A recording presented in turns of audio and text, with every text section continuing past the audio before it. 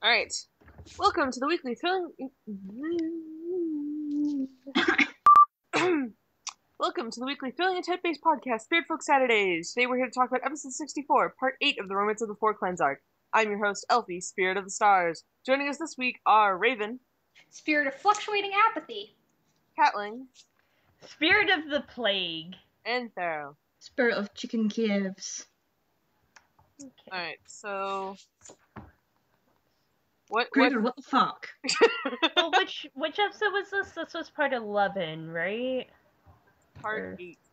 Why did I think 11? because that was the second to last for Wizard High, I think. Oh, maybe. Maybe, Wizard I'm High not was sure. 10. No, it was like 12 or 11, definitely. Because Anyway. Alright, so part 8 of Romance of the Four Clans. I second Gregor, what the fuck. Seriously, I want to grab him and shake him and go, no, what are you doing? Enough. Yeah. Chad, I just listen put Gregor, to I'm you. going to stab you, as we were all, like, live blogging it.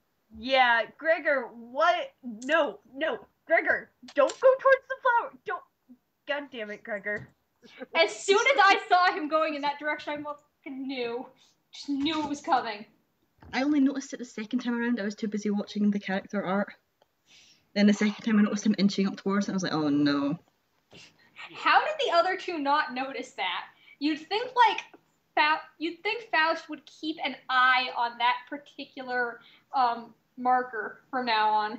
Yeah, after the whole Wiggins eye thing. I think it might be a thing to watch for in the future for them, that's for sure.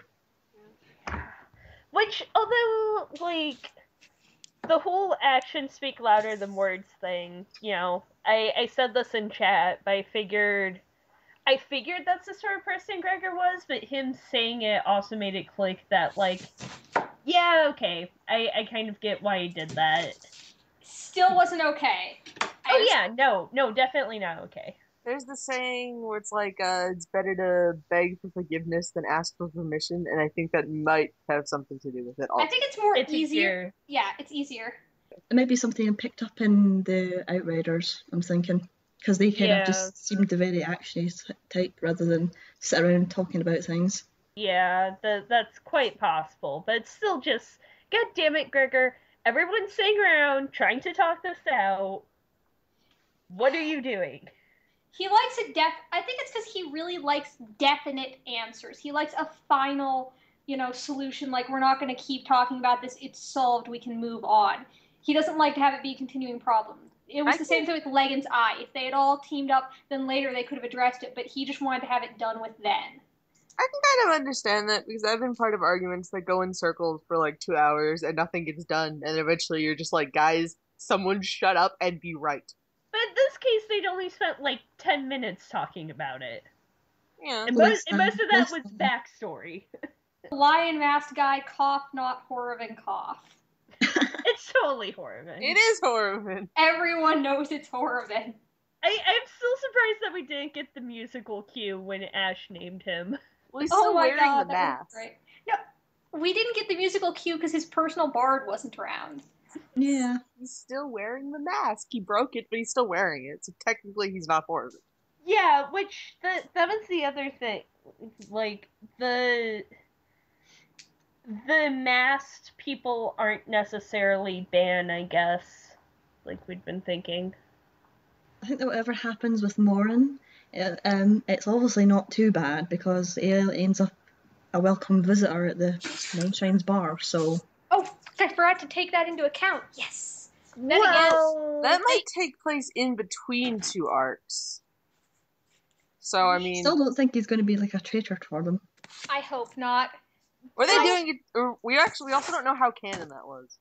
Yeah. They're canon enough. So. Yes, exactly! Well, here's the thing, Marcus still wrote a verse for Inian, so Mori could still betray them and still be there. It's just... Yeah, but it was a sack of potatoes, so... Inian herself didn't actually show up. I was right! Also, I was right about a guess I made in, like, an earlier podcast where I said that the flower was going to be the reincarnation of the harvest spirit folk, and I was right! Yes. 1 point to you. Yes. Oh, let us add to the list of what the fucks the fact that he wanted to insult the spirit's dying wish by bringing it to help those people. They brought this on themselves. Well, that Yeah. might just be Gregor, like, not quite getting it, like, Still, you know, people need help. I want to help them, sort of thing. Gregor, eventually you need to just let them die. The pandas can't keep being brought back by humanity forever. They are one of the species we didn't endanger. Let the human pandas die, Gregor. That whole bit was really interesting, too, that, like, you know, it was trying to restore the land, but people were, you know, eating the apples, which I really want to know who the first person was that went to eat one of those. Like, how desperate were they? Pretty Sounds like desperate from the sounds of it. It sounds like the spirit folk version of Johnny Appleseed, basically. Yeah, but they're still poop apples. Like, I can't believe Marcus got him to say it. Actually, no, I can believe it. Marcus, this episode was pretty good, yeah. Marcus, every episode is pretty good. And That- there that was is true. bonding! yes! Oh, that art at the end. Oh my It's so gosh. pretty. I loved that art. Which, I do want it as a background for sure. yeah, any response yet, Elfie, to your tweet? Nope. Okay. Yeah, just that art was so pretty, and just the whole scene, like, with Marcus and Ash talking was really nice. I really want to give Ash a hug. Oh, yes. Yeah. She certainly deserves it. Yeah. God, she's so. I need to know what's going on with like the whole guardian thing, and if we're right about her being part spirit folk. We're allowed to talk about it because it's story relevant, so, you know. Yeah. Yay. I still hope that they use the flower to somehow, like, restore any humanity she's lost so far. I don't know how it would happen, but I hope. I'm allowed to hope. I don't think that's how it works. They planted it on Ash's head. I feel like that would have bad. I feel like that would do really bad things. Like if you put it on, you could do that thing and like put it on the back of a turtle, and then the turtle would grow and it turned into like one of those wandering giant turtle islands. Dude, turtle islands are like my favorite thing, though. Like Okay, Ash is not going to turn into a lion turtle, guys. could happen theoretically, very very theoretically. Anyway, Do you want Ash to really be that large and powerful? yes. Okay, yeah, that would be kind of funny, actually. It'd be terrible for everyone nearby, but funny. But yeah, because, like, she was so, you know, she's so upset, which, rightly so, because, god damn it, Gregor. But she, you know, she's so attached to making sure that the harvest spirit's dying wish is met or granted or whatever. And But if we're right, or I think LP wasn't your idea originally, the part spirit folk thing? Probably. Yeah. So like if that's right and whatever the guardian is the spirit folk, then like she's being kind of hypocritical because by being away from Meath, she's like kind of going against its reason to exist. no, but she also like talked about how it was unfair to specifically expect the spirit to basically hold their sorry asses up when it wanted to do its own thing. Yeah, she She does. got really invested in that part of the argument. Like, We also really, really don't know the context of the whole both her relation to the spirit folk and what the relation between spirit folk and Mead would be. I mean, for all we know, it's like a thing that was passed down that the spirit folk didn't want, and everyone's just like, well, you know, it's more important to us than to them, that kind of thing. I mean, they're supposed to be like local gods, basically, right? So she has a god grafted onto her, effectively, if we're right about it. There's kind of the two main ideas are either there is a spirit folk bound to her, or she has spirit folk ancestry. But the spirit folk answer, actually, yeah, that still would make sense for Ian anyway. But I've got a third idea. Hey, everybody want to hear my super cheerful idea? Oh god. Oh god, why? Have you ever considered the fact that the spirit folk is the only real part, and Ash was basically constructed as a shell to make it more manageable and like an interface that people could interact with so it wouldn't slaughter them and would do what they wanted? Oh god. No! Have fun with that. We discussed this once. We discussed this once because golems. Ash is not a homunculus / golem / fantasy android thing. Yeah, well, Gregor's really a magic talking glaive, so there. Yeah! Biro, come on, back me up here. Don't do this. Nope. Actually, No. the way he feels about the glaive, it's possible. You know what? It's possible. Oh man. No, never mind. That wouldn't make sense. I had another sad idea, but it wouldn't make sense.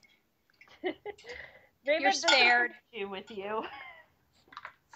This is the opposite of a problem. You have a problem. Opposite of a problem. We're forgetting the most important thing.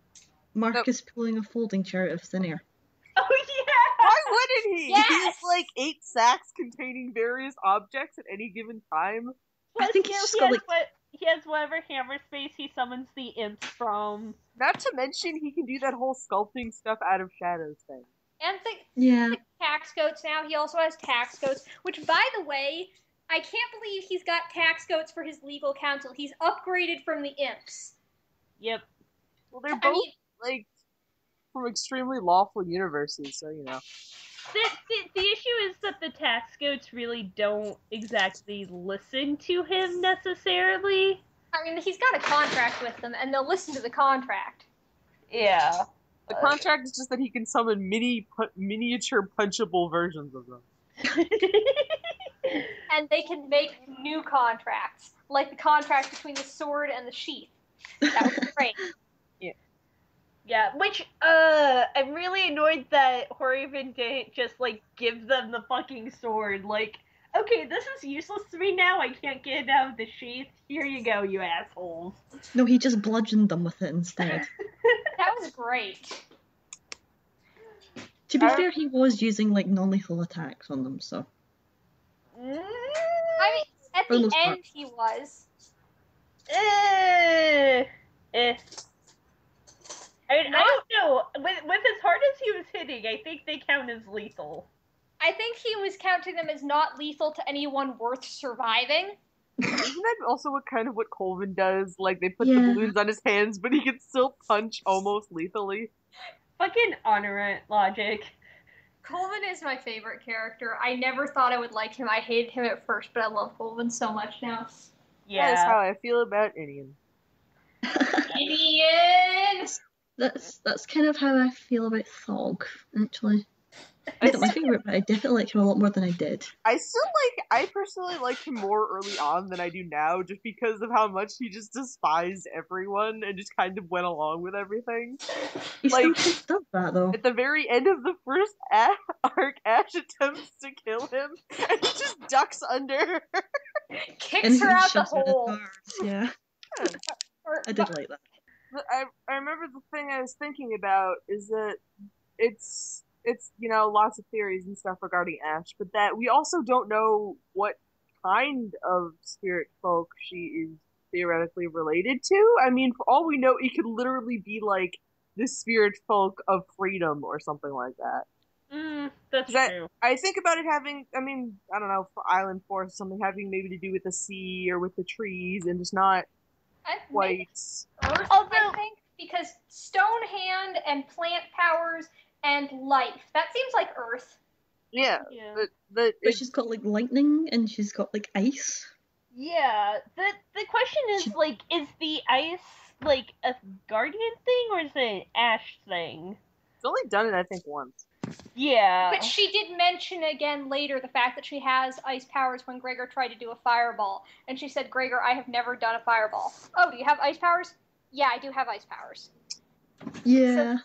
Yeah. Well, That's theoretic, confirmed. I think the closest thing she has, like actual oracle wise, is the life mystery rather. So Yeah, but house ruling, so it could theoretically be anything. yeah, what I'm saying is the basis, is that's what's closest. Like, I've seen house rules that someone did, like, a love oracle as a way of easing their DM into letting them make a magical girl character. That is magical and beautiful, and I absolutely have respect for them. Did it work? They didn't run a second campaign after the first one, so they didn't have a chance to make the magical girl character. Anything else specific to the episode you guys want to talk about before I go on like 8 different tangents? Here. New Kier art. Oh yeah, Yeah, him and Marcus pulling like the same pose. Yeah, that was cute.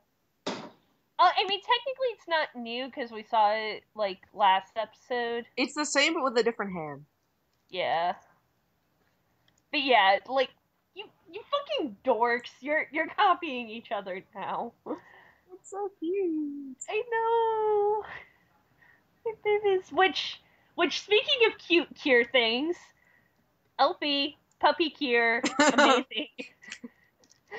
It keeps coming up as people describing him as some variation of a dog or a puppy, so I asked Neffy what type of dog he would be, because I know Neffy loves Kier and loves dogs, and he suggested an Alaskan Husky, and I was like, alright, so I drew him as an Alaskan Husky, and then just was like, what if this dog had a sword? So I gave the dog a sword. It's cute. It could be worse. You could have given Kier a gun. Yeah, but Kier wouldn't use a gun. I'm pretty sure he would be all about a gun. It's about things moving fast after an explosion. Well, no, he doesn't know that, though. He thinks it's a lump of wood. Yeah, or a sandwich. Or a sandwich, yeah.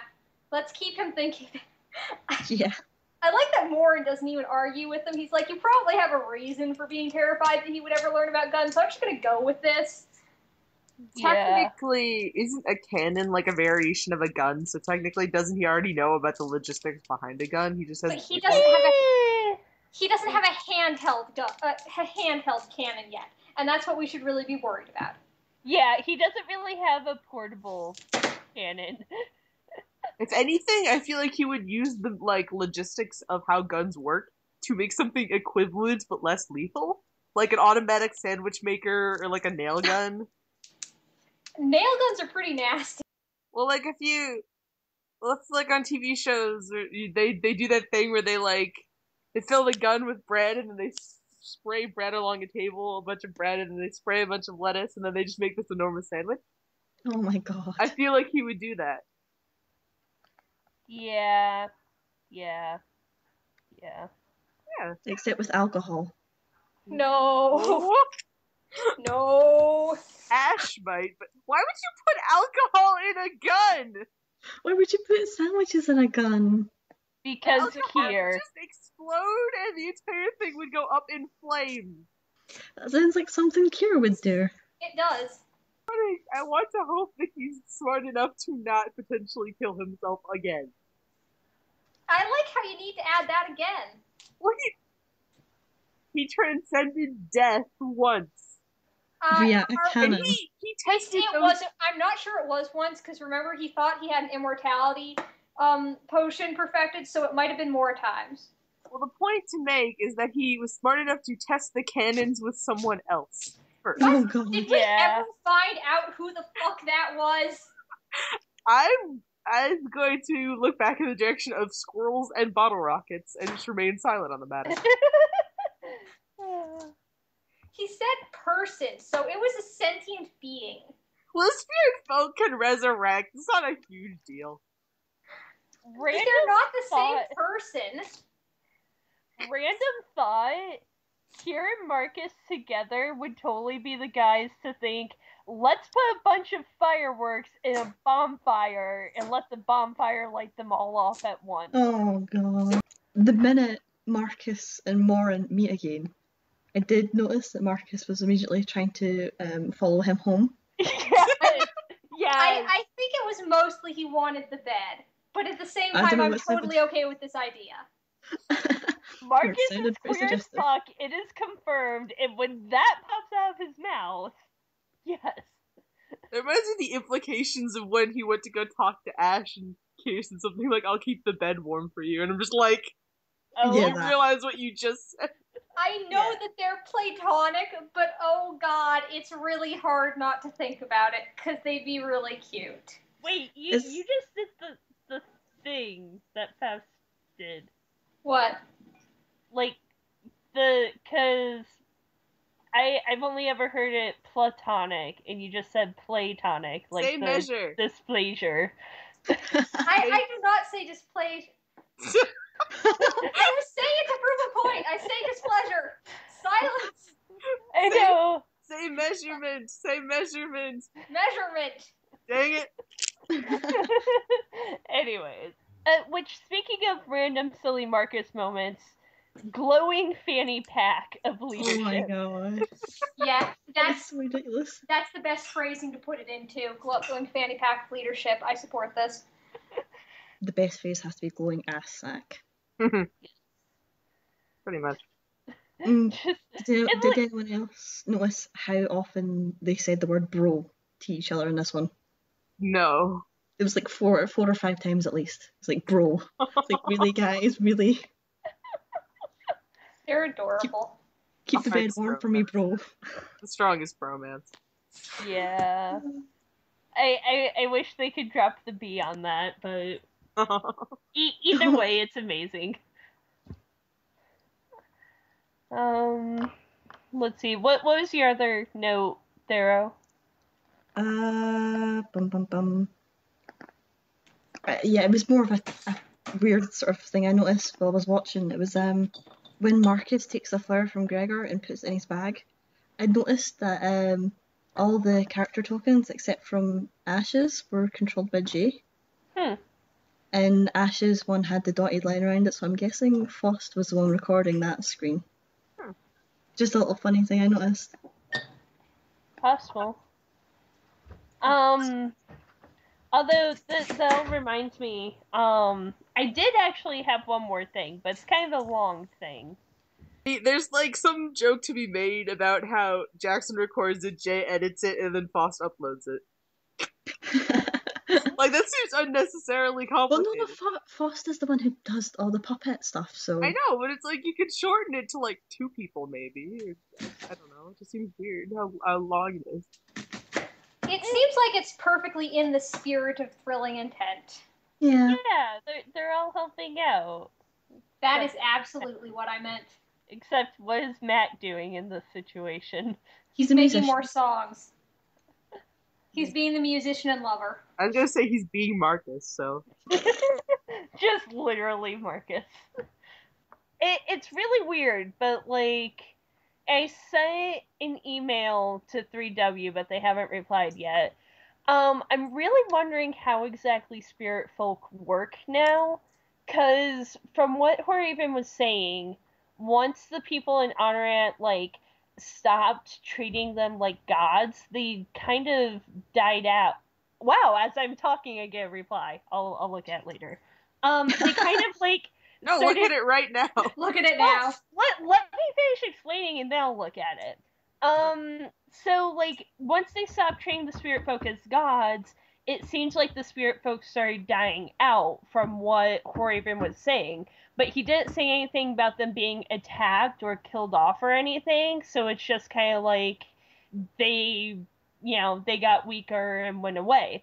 So I'm thinking, like, do Spiritfolk have to rely on belief and prayer, or do, and in that case, well, what's up with the Shrouded Isles with everyone there, because none of them seem like they're being treated like gods by anyone, because there's no humans on the Shrouded Isles, really, at least not anymore, and at least not for the last 20 years, except for Kier.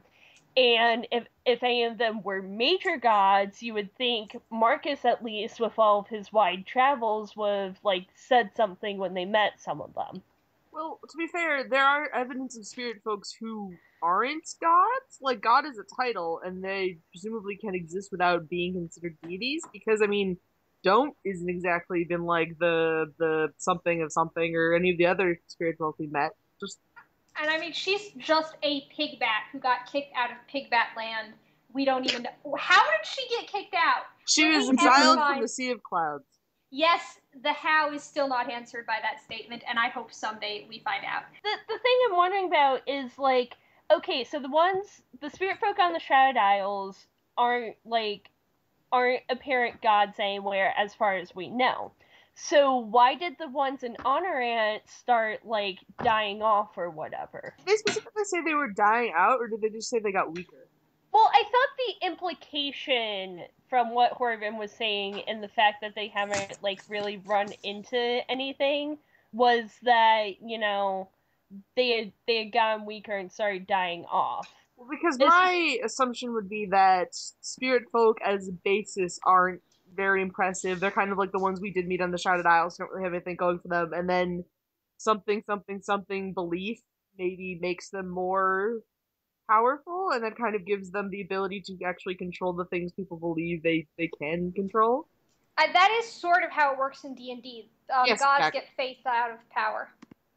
So if someone believes in you hard enough, you could theoretically become a god in most D&D settings.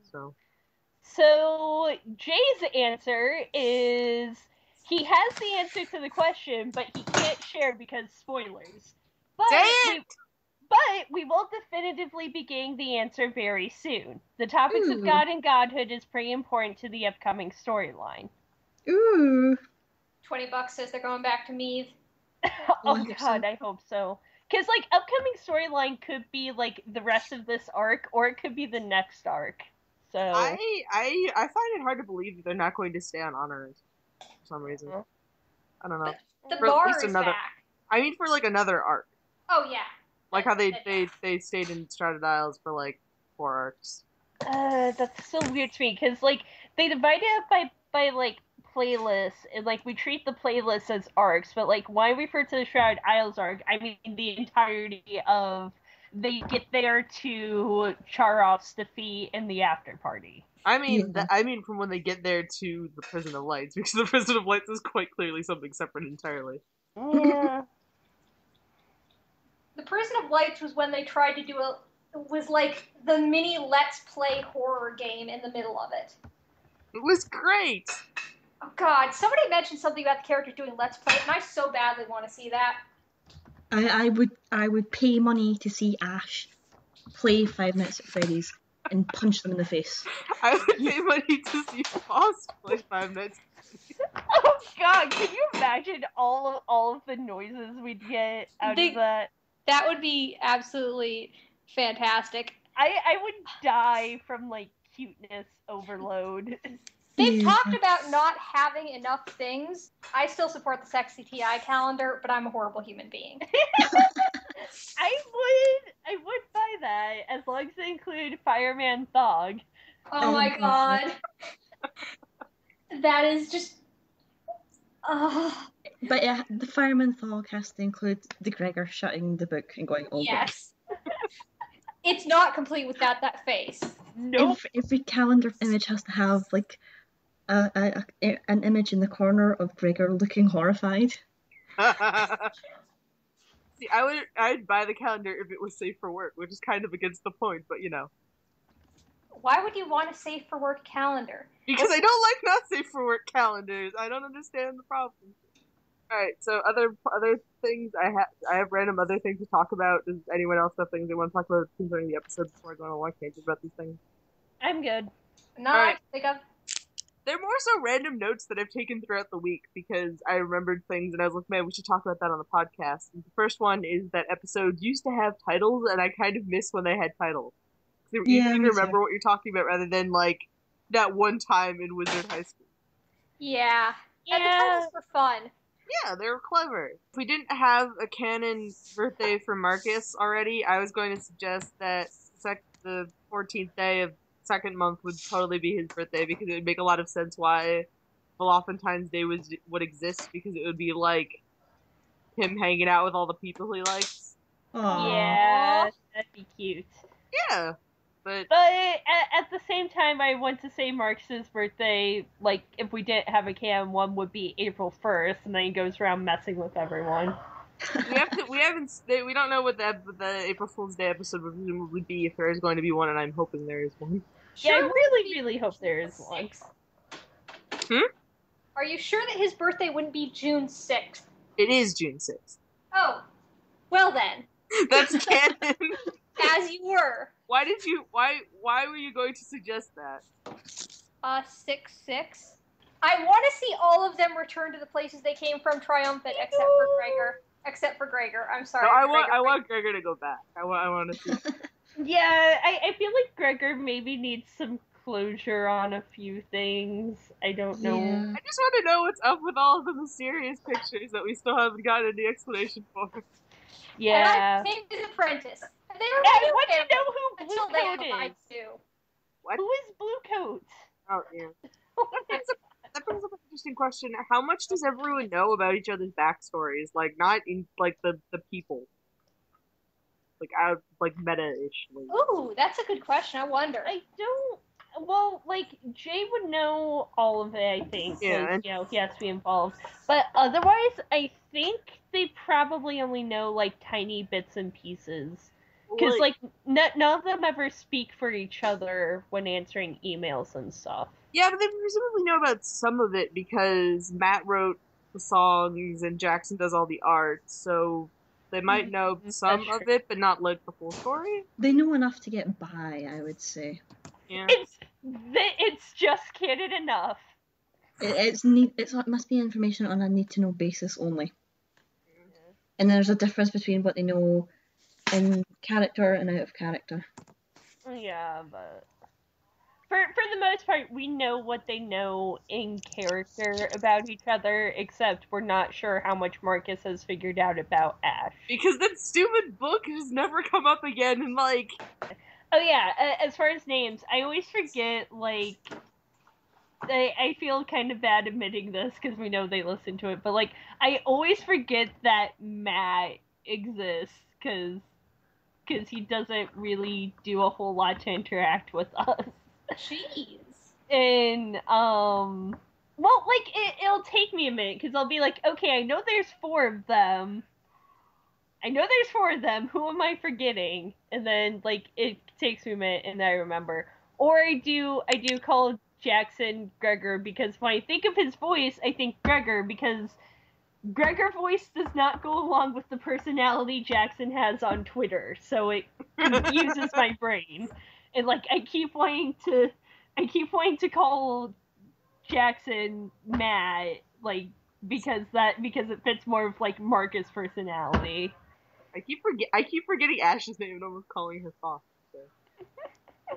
Also, I think I called Foss Corgi once, like, completely out of context.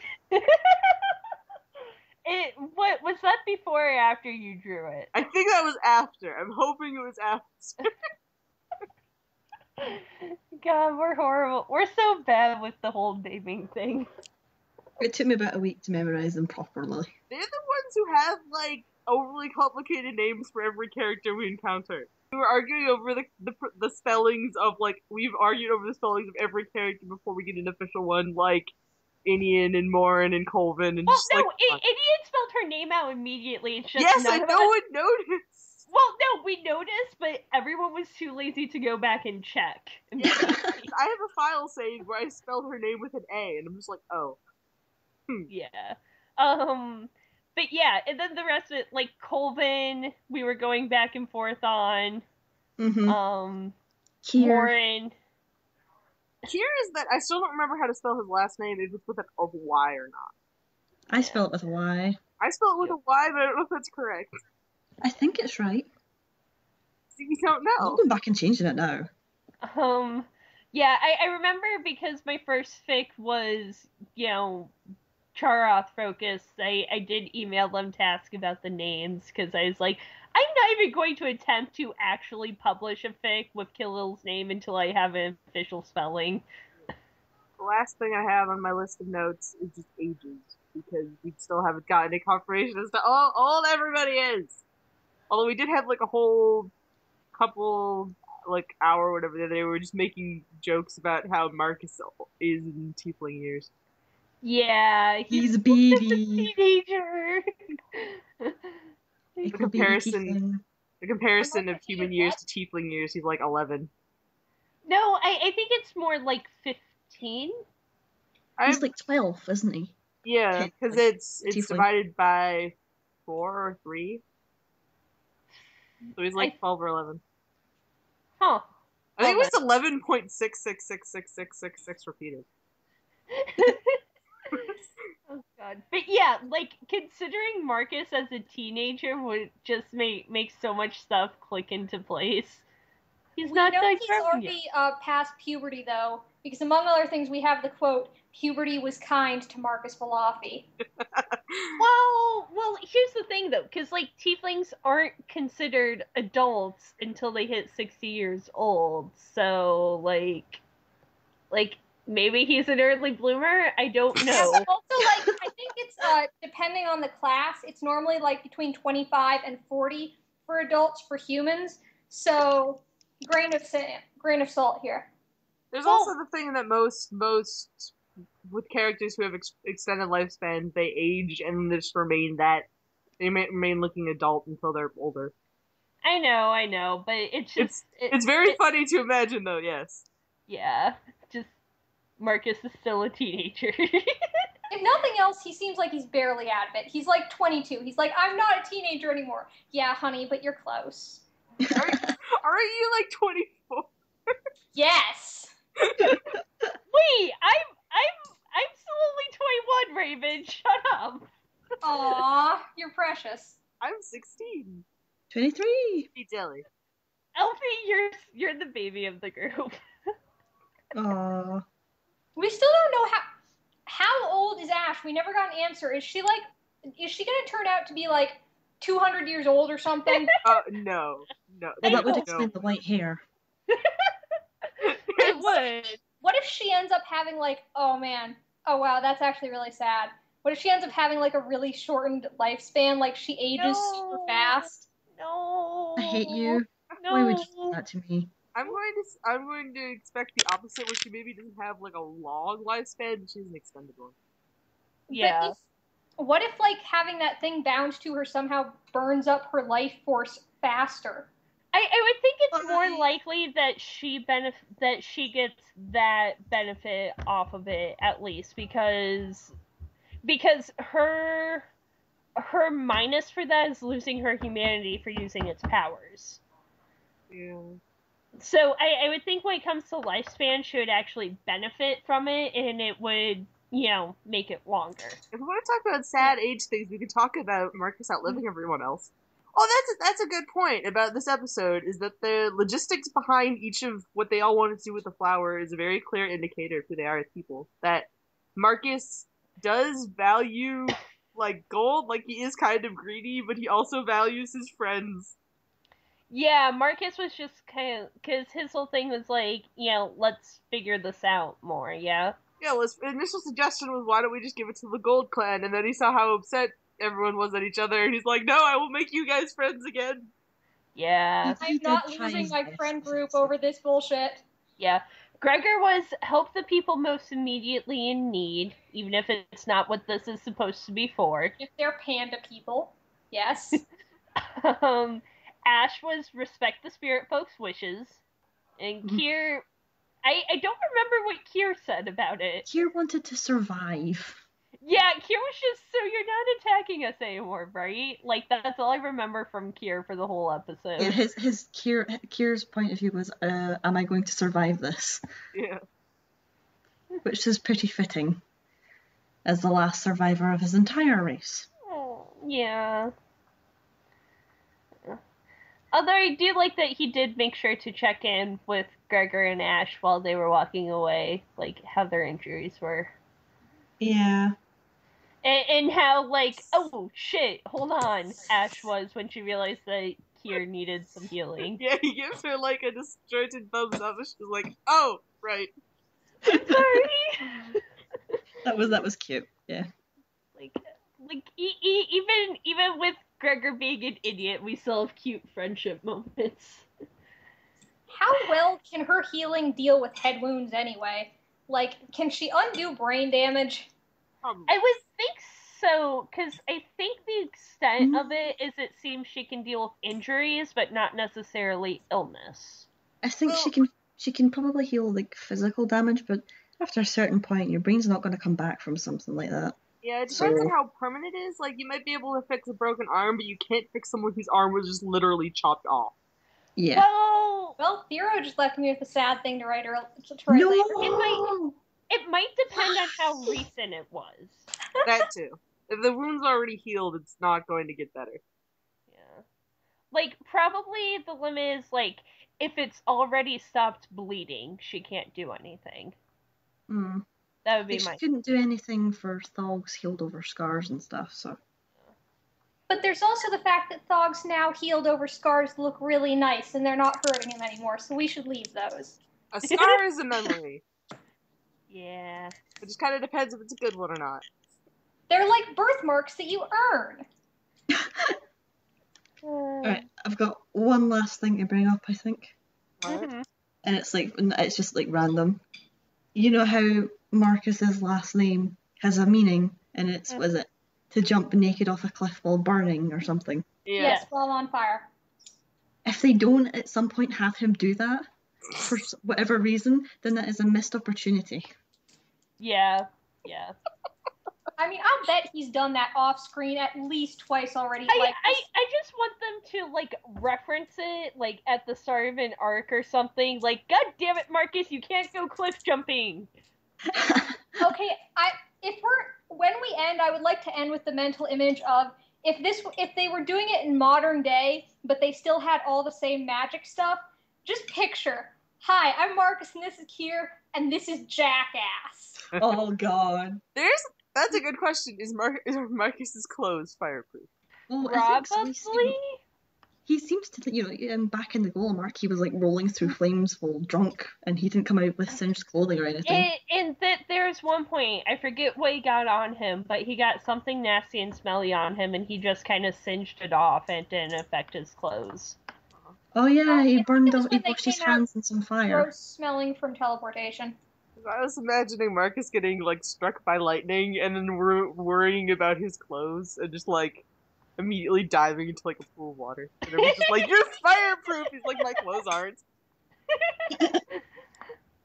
Yeah, that'd be cute. That's for when they have their fancy ball moment, when he's in his not normal clothes. When we get to discover Thog and his dancing abilities. Yeah. Oh. Someday. I want to know what they're keeping secret from us. Yeah, I want to just know everything. But do you really? No, because then it would ruin the fun. Jay, your invitation formerly kidnapped still applies, so Oh, definitely. Yeah. I mean, but then who would get to do the kidnapping? Because I think all of us would want to be the one to host the kidnapping with pizza. Well, I would, because then we'd hop into a call and I could record it for future generations. In Tom's house. What? I missed that. What? Oh, nice one, Kat. I'm not cutting it. Get there, Alfie. I think we should invite Matt first, actually, because he doesn't do too much fan stuff. And then if he turns us down, we could ask either Faust or Jackson. I know Kat's going to vote Faust. If Matt was on here, I'm just going to ask. If Matt gets on, I'm just going to ask him how he figured out how to make that imp noise. The imp noise? Yeah, I can make it. I just don't know how he was like, what if I need to make a gibbering imp noise and just make a gibbering imp noise? Because you just pitch up your voice and just mumble random nonsense. I don't understand. But yeah. One other thing I hope we don't cut, because it was inspired by the I'm Marcus and I'm Kier and this is Jackass thing.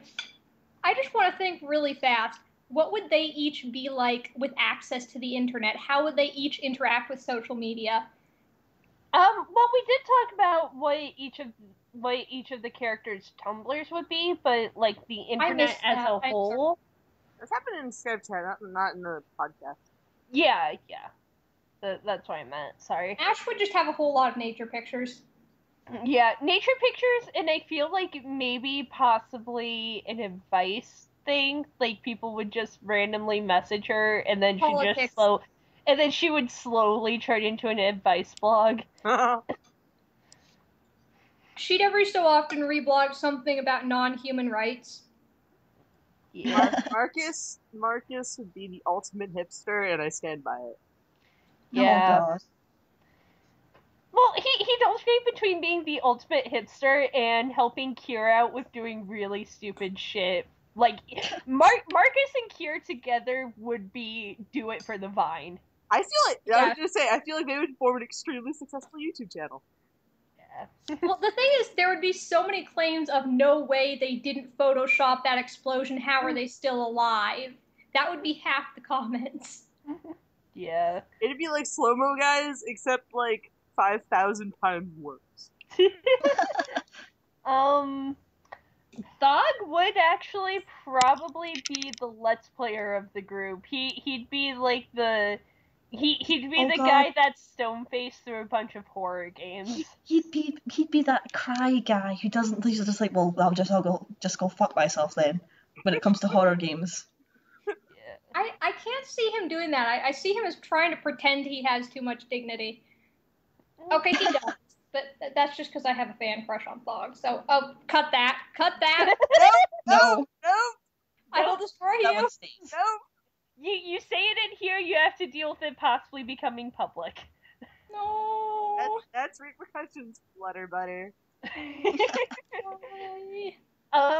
So what Don't say would anything. Gregor's online presence be like then? What would whose? Gregor's? Yeah. Gregor would want to do an ask vlog to help people, but he'd end up getting trolled all the time and he'd fall for it every time. Aww. So like Ash or Marcus would have to start filtering the questions he answered. Yeah, just animal vlogging for Gregor. I like to believe that he would also. There's like those blogs that just blog pretty pictures of weapons, and he would just have like a bunch of those, and like mostly pole arms and glaives. Yeah. I also think he'd reblog a lot of puppies and stuff. Dude, I bet he would totally like volunteer at animal shelters. Yeah. Oh yeah, definitely. He would have like a post like every other week that was like, "Help! I have a stray dog. Does anyone live in this area?" And like have room for it. He'd probably end up keeping one or two. One or two? Or a million. No, here's how it would be every other day. Thog, no, you can't keep it. Oh, that just No, reminds me Gregor, it doesn't matter how much you pout, you still can't keep it. That just reminds me of the one AU of Marcus being a demon down to Ash and like Fog is their landlord. Oh god, I love that one. Sure. Anyway, that one was funny, but nothing ever happened with it. Okay, so yeah, I guess we unofficially started AU corner. That's how it happens every time, almost. I keep telling you guys we need to make like a blog for all the AUs we have created and just list them all. No. Narrowing it down to, because this is probably something we could spend an hour talking on just itself, but narrowing it down, what houses would they be in if it was a Harry Potter Oh AU? god, why do you have to? Oh god. Ash is Slytherin, hands down. Ash and Thog are both Slytherin. I feel like Ash would be Hufflepuff. Gregor's a Hufflepuff for sure. Gregor and Kier are Hufflepuffs. Oh, Marcus is a Slytherin. I'm feeling very objective to half of these because I'm trying to remember what the standard. It's cunning, bravery. Slytherin is for ambition and cunning, so if you've got the drive to go and do something and you push yourself, you're Slytherin. Yeah, and then bravery is Gryffindor. Yep. Bravery and loyalty. Ravenclaw is like knowledge and the pursuit of. Yeah. Hufflepuff is like loyalty and fairness. Okay. Which I really feel like Gregor would be Hufflepuff just because he's he has the flaw of being too what's the word I'm looking for? Confrontationally minded in terms of right and wrong, and I think that's very much a Gryffindor flaw. Well, no, here's the thing. He is very black and white, but, like, he's still, like, pretty much everyone they run into, he doesn't treat them any differently at first. Like, the only time is the one random guy that he killed in the middle of Wizard High School. Like, Also, the fact that he tried to kill Colvin while he was in the middle of his mental breakdown, and I know they were playing that off as humor, but I swear to God, someday we're going to find out, like, he has a repressed evil personality. Isn't it? Someday. Wait, when did he do that? I completely forgot about this. Or It didn't was- notice it at all. When they were in having the final confrontation in the big room with Max and Marx was shrunken and all that, and then Colvin, like, Colvin stopped fighting because they beat up his boss, and then Gregor tried to kill him and then started arguing with himself. yeah. You have no friends. Not even. Don't. Yeah, that. Oh god. I want to dispute all of those claims though, because I feel like everyone would be packing all of them into like two houses, like two. Yeah. Well, like, yeah, Gregor, I feel is more Hufflepuff, but I do keep going back and forth on if he's Hufflepuff or Gryffindor. Zog's definitely a Slytherin. No doubt. It's Marcus, Ash, and Kier that I'm not sure on. Marcus would either be a Ravenclaw or a Slytherin, because he does kind of have that. He is ultimately a good person, but the way he goes about trying to be a good person or trying to back up his ideals, because I'm not for the whole all Slytherins are evil thing. That's BS. But the way he goes about things tends to be, I think it fits a Slytherin a little better, or at least a Ravenclaw. He definitely is not Hufflepuff Gryffindor material. I think he'd be a Gryffindor. Right, Marcus? Okay, I'm sorry. Yeah. Let's quote. Plan Alpha Scramble is not a Gryffindor plan. Bravery does not mean a lack of fear. No, but it means that it implies. Bravery does not equate to stupidity either. Okay, here's the thing though. Gryffindors, as a whole, from what we saw in the books, do tend to be sort of like stupidly brave. Yeah, either reckless or just stupid good. You know, like they're brave, but they don't really think about what they're doing with their bravery. They just kind of rush straight in. There's that whole theory that the main trio, Hermione, Ron, and Harry, are supposed to represent the other three houses within, like, the aspects of the other three houses within Gryffindor. Ron is. I know, but like, what did Marcus say in this one? That God, what's the word? Rottweiler? No, what? No, what's the word when you do something without thinking? Impulsive. Yeah, didn't he say impulsive was like his second middle name? Then I'd say Ravenclaw, because I can see him sneaking into the library just to read books he's not supposed to, and like half failing his classes because he's researching other stuff he's interested in. Yeah, so like that stuff would totally like put him into Ravenclaw, but at the same time, the whole like what do I want to say? Like, he does a lot of backhanded, well, not necessarily backhanded, but he does a lot of stuff that, you know, make him more gray area than the rest of the characters, and that tends to be a thing that goes with planning out and cunning and ambition sort of thing, so that's why I love to... like, keeping the iconoclasm thing. Yes. Telling Ash he got rid of it, but then keeping that, that's definitely a thing that counts. I really hope he never ends up using that on Ash. People have brought that up, and it's not okay. It's really not. I don't think that would happen. That's a good question. Does iconoclasm work on non-Spiritfolk? Well, if she is a Spiritfolk, I know what I'm saying, but would it work on non-Spiritfolk? I mean, you're getting rid of the essence of a person, basically, so... Maybe it leaves them empty vegetable shells? Oh, just what Ash wants. Considering that seems to be her greatest fear, being empty. I'm gonna say then Gregor would be a Gryffindor by your standards. Yeah, but like I said, I keep going back and forth on him, but... Well, also, I like the idea of having, like, one of every house, at least, in their group. Because that's kind of the sort of group they are. They've got a balance there. Here would be a Hufflepuff. Here would be a Hufflepuff. Here is such a Hufflepuff. That is not up for debate. Yeah, okay, I can buy that. And then Thugs and Slytherin throw Marcus into Ravenclaw, and then where does that put Ash? Ash is the awkward exchange student. Ash is the awkward exchange student who thinks that their house system is bullshit. She needs to sleep somewhere. Yeah. That's what the Great Hall is for. No. It's like the inverse of canon. She's the one sleeping under the tables this time. No. Would any Ash is one of the Slytherin or centaurs from the wood. Oh, Indian Slytherin. Really? I feel like she'd be the I feel like she'd be a Ravenclaw. She's too manipulative and deceitful and sadistically gleeful. Well, it's not exactly like you can't choose which house you're in to some extent. To some extent, but... Well, I mean, if you're in Ravenclaw, people are less likely to be suspicious of you, but if you're in Slytherin, you have more useful social contacts. Also, I've always been the opinion of it'd be so useful to be in Slytherin, because think about it, if you're like in Gryffindor or Hufflepuff and you're nice half the time and bitchy half the time, then you're the bitchy Gryffindor. But if you're in Slytherin and you're bitchy half the time and nice half the time, then you're the nice Slytherin. It sets your standards very different.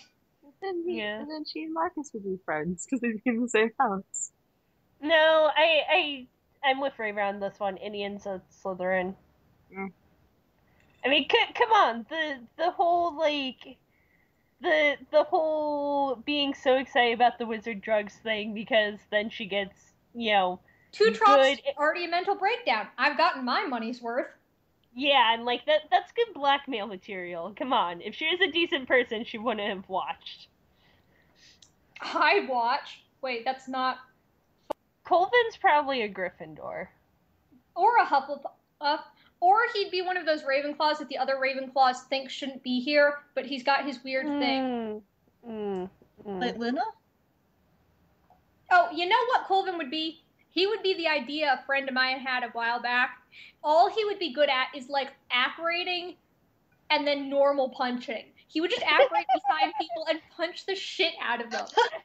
Everyone would make fun of him until they fought him, and then they would hate him and be terrified because they would go to Madame Pomfrey with a busted up jaw, feeling like an idiot because someone beat them the Muggle way. They disarm him, and he's just like, I don't care, and then just keeps punching them because he doesn't want to. Yes. But yeah, no, you convinced me. Colvin goes into Ravenclaw, and he's the one weird Ravenclaw that no one's sure why the hell he's in there. Until you get into a debate with him, and he starts throwing around names and theories and shit. A better excuse for Indian to dislike him. I mean, come on. I think the fact that, oh man, no, all it would take is one time when he beat her in a duel because she underestimated him, and she'd hate him forever. Because if people saw that, her reputation would go down so far. Donut's definitely a Hufflepuff. Yeah. Ash, if she was in a house, I'm gonna actually say, thinking upon it more, she's a Gryffindor. She's a Hufflepuff. She is not a Hufflepuff. She is too. Ash doesn't have the loyalty for a Hufflepuff, I don't think. She does tend to put morals overall above immediately thinking of her friends, and immediately thinking of your friends before thinking of the greater good is a Hufflepuff thing. So she would be a Hufflepuff. There's nowhere in there that says it has to be loyalty to your friends. It's loyalty. She's being loyal to her own morals. Well, it's fairness and loyalty, and like Hufflepuffs are like characterized as the friends of Hogwarts. They're just Gregor technically fits that archetype more, I think. Like Neville was he'll fight his friends, but he'll still be friends with them. Yeah. You have a problem with that? My thing is, I think if Ash was a Hufflepuff, or like to qualify Ash for Hufflepuff, she would have made the other decision during Wizard High School when Indian was like, I really hope you trust your friends a lot, otherwise we're dead. Yeah. If Ash was a Hufflepuff, she would have decided, yeah, we're going to sit here and wait for them because I trust them to come and find us. Instead, she went, screw this shit, you pissed me off, I'm busting our asses out, and then murdering everyone. See, the thing, though, is that I feel like when you're categorizing these people, you're ignoring intelligence, because, I mean, she knows what kind of people they are. She was just trying to make an excuse for, Inian being, just disagreeing with Inian. She's not going to just sit there and wait when she knows they're not going to come, because she knows her friends. Well, I mean, like, when one of them is in danger, they usually help each other out, or try to. I mean, Gregor's whole flying leap to save them thing. Yeah, I mean, to be fair, she traveled the Pigbat Express for them. That's loyalty. Yeah. I don't know. Ash is just kind of like the wild card. Actually, she probably had to, like, screw up some bindings to do enough healing to put Marcus back together, but that's a whole other conversation. Ash is that strange student who either goes about the place in no house colours but just plain black robes, or she switches house colours. She's just like, she got sorted into her house, but she's always changing what she wears. She just turns up in like all the common rooms. No one's quite sure which house she belongs to. She'll never tell either. Like, if people ask, she'll never tell. People have arguments sometimes. Like, some people are like, she's totally one of us. Or alternatively, she's totally not one of us. Yeah. She missed the train, so she didn't get to Hogwarts until, like, way after the banquet. So no one saw what the Sorting Hat did. No one ever sees where she goes to sleep because she actually sneaks off and she literally just, like, sleeps near Hagrid's hut. She'd sleep in the library. I would do that. Yeah. Libraries only have the comfiest chairs. No, she sleeps in the room of requirement. Oh. I was going to say either the room of requirement or she somehow made friends with the Whomping Willow and sleeps at that. Yes. The equivalent of the Guardian here is just the Whomping Willow. She killed the basilisk and sleeps in the Chamber of Secrets. Wait, wasn't there a snake here? There was. If you wanted, Tusk is still back there. Those things take forever to decompose. She defeated it in a stare down. Ash is swiftly turning into the Chuck Norris. Chuck Norris. Chuck Norris, that's it. Yeah. Oh, don't even compare her to Chuck Norris, man. Come on. But I'm just saying, as far as, like, the whole jokes thing, like, because of Ash, like, Ash is the character that's going to get those. Yeah. Ash could stare down a basilisk and win. Yeah! Has. Do you think is going to happen next episode? Yes. Alright, so what do we think is going to happen next episode? I hope he won't, but I really do think that Morin's going to fuck them over. Thog's going to have a really bad hangover, and Ash is going to laugh at him for it. Yes. I agree with that one. I think Gregor's going to be all chipper and happy, and Ash is going to be this close to decking him in the face. He might actually be angry about this too. He seemed legitimately pissed off at her. Like, he was grumbly the entire end of the episode because he thought she was being the unreasonable one. So maybe we'll actually see Gregor being grumbly for, like, a period of time that's extended instead of just a little while. I feel like Ash this time is going to be the one who's just like, you know what, I'm fine, he's just going to try and gloss over it. Everyone else is going to be arguing. I guess we will see in 6 days. Don't date it! We're recording this for Saturday. Shush. In 3 days. Shush. People might listen to this in the future. Don't date it. We'll find out in the next episode. Haha. Yeah. Alright, so that's about it. You can, if you want to listen to the other episodes and stuff, you can find us at spiritfolksaturdays.tumblr.com. And if you're watching this on YouTube, the other episodes are on the same YouTube channel. We also have a Feeling Intense Skype chat. Just hit us up if you want to join that. This thing shows up on YouTube? Yeah, that's what we've been using. That's where the episodes are hosted! I use Tumblr! It's not the Tumblr video player. Where else did you think they were hosted? Anyway, goodbye.